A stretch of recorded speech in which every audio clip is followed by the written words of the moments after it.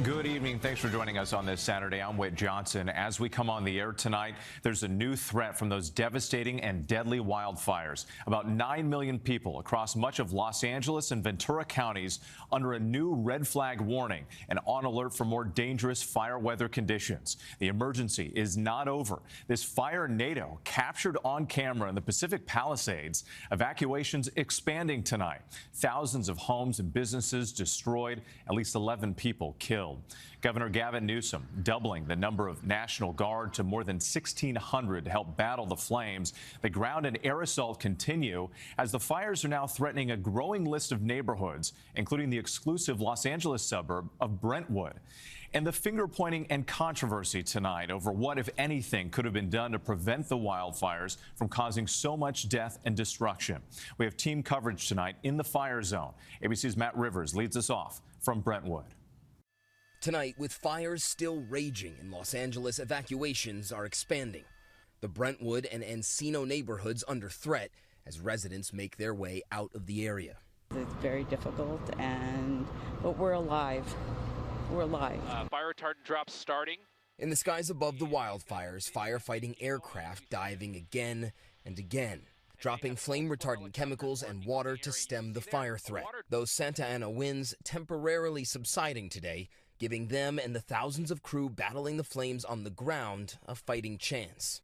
We were sitting here, they probably did 50 drops between this whole line here. So, and that's the difference between the first days of these fires, where the winds were so high you didn't have that kind of air support that you would normally. Yeah, and then the amount of resources here as well. But even as first responders are making gains, the Palisades fire, starting on day one of all this, now expanding in other directions. Some homes here already burning. Those active flames we've been watching since the first day of this fire, now here in Brentwood. So you can see with these wind gusts, those flames trying to force their way up from the bottom of the canyon. And as they do so, they're getting closer and closer to this house here. This is somebody's patio that we're on. And you can see the firefighters doing their best to make sure the flames don't get this high. Without these firefighters here right now, the house here, other houses in this neighborhood, almost certainly gone.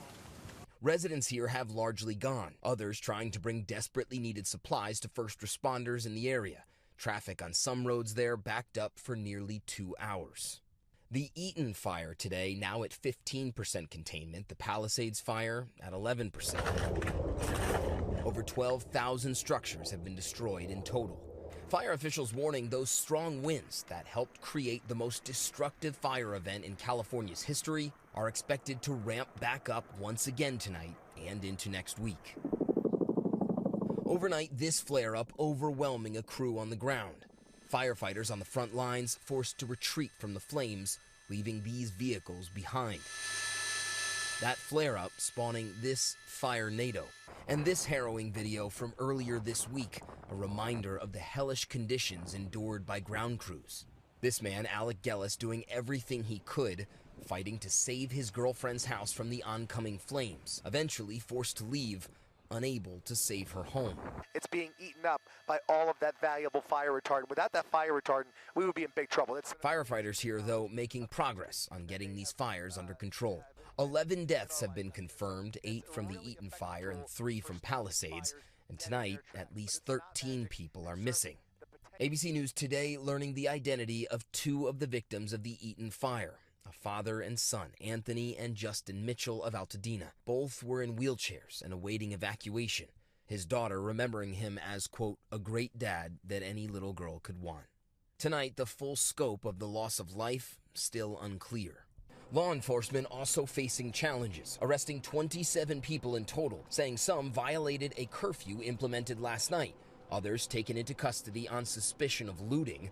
Officials also warning business owners from taking part in price gouging. People who have been victimized, being victimized again in contravention and in violation of the law against price gouging in California in the time of a natural disaster in a state of emergency. It's wrong. Today, California Governor Gavin Newsom doubling the amount of National Guard deployed in Los Angeles. Law enforcement today says they are now able to begin rescue and recovery efforts, using grid searches and cadaver dogs to try and locate the missing. We hope to find everybody safe. We want to bring closure to the family. Today, the city announcing that the ATF would lead a task force to investigate the cause of the Palisades fire. Pressed about what could have started the Eaton fire, officials say the investigation is fluid. We are not going to leave any rock unturned if this is a criminal act. Still so many questions about what caused these fires. Matt Rivers joining us now from Brentwood. And Matt, how long have some of these firefighters been out there, and what are they most worried about in the coming days? Yeah, Whit, there's really not much rest to be had out here. I had a conversation with a firefighter earlier today who told me he's been out here for 2 straight days. But I think every firefighter you talk to a man, to a woman back there fighting these fires, they'll say this is what they do, this is what they train for, they wouldn't be anywhere else. But their jobs will get harder over the next few days. Almost assuredly, these winds that are picking up in speed as we speak, only going to get worse. Whit. Matt Rivers for us, thank you. And as those